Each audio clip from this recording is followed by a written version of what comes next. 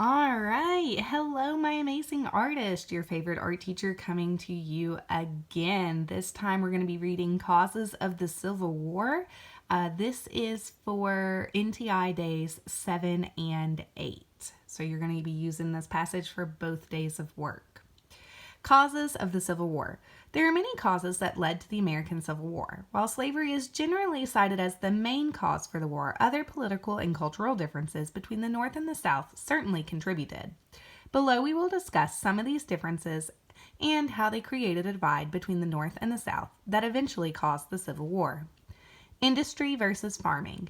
In the mid-1800s, the economies of many northern states had moved away from farming to industry. A lot of people in the North worked and lived in large cities like New York, Philadelphia, and Boston. The southern states, however, had maintained a large farming economy, and this economy was based on slave labor. While the North no longer needed slaves, the South heavily relied upon slaves for their way of life. States' rights. The idea of states' rights was not new to the Civil War. Since the Constitution was first written, there had been arguments about how much power the states should have versus how much power the federal government should have.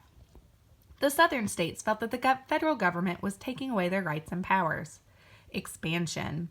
As the United States continued to expand westward, each new state added to the country shifted the power between the North and the South. The southern states began to fear they would lose so much power that they would lose all their rights. Each new state became a battleground between the two sides for power. Slavery. At the heart of much of the South's issue was slavery. The South relied on slavery for labor to work in the fields. Many people in the North believed that slavery was wrong and evil. These people were called abolitionists. They wanted slavery made illegal throughout the United States. Abolitionists such as John Brown, Frederick Douglass, Harriet Tubman, and Harriet Beecher Stowe began to convince more and more people of the evil of slavery, and this made the South fearful that their way of life would come to an end. Bleeding Kansas. The first fight over slavery issue took place in Kansas. In 1854, the government passed the Kansas-Nebraska Act, allowing the residents of Kansas to vote on whether they would be a slave state or a free state. The region was flooded with supporters from both sides. They fought over the issues for years. Several people were killed in small skirmishes, giving the confrontation the name Bleeding Kansas. Eventually, Kansas entered the Union as a free state in 1861. Abraham Lincoln. The final straw for the South was the election of Abraham Lincoln to President of the United States. Abraham Lincoln was a member of the new anti-slavery Republican Party. He managed to get elected without even being on the ballot in 10 of the southern states. The southern states felt that Lincoln was against slavery and also against the South. Succession.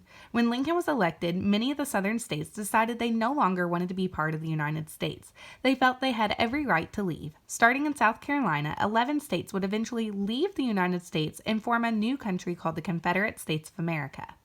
Abraham Lincoln said they would not have the right to leave the United States and sent in troops to stop the South from leaving. The Civil War had begun. All right, choose one of the following.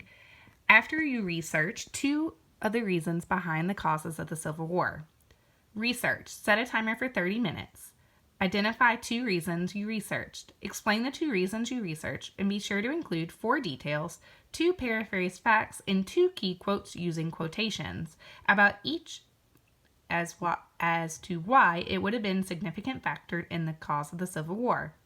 From the reasons you researched, what do you believe was the most significant in the start of the Civil War? Be sure to include details using quotations. Political cartoon.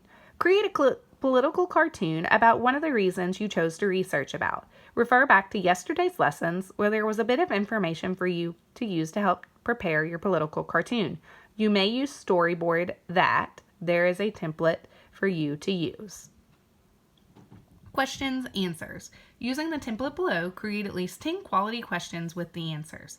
Your plan is to have this in our classrooms when we return as a game for you to battle your Civil War knowledge with your peers.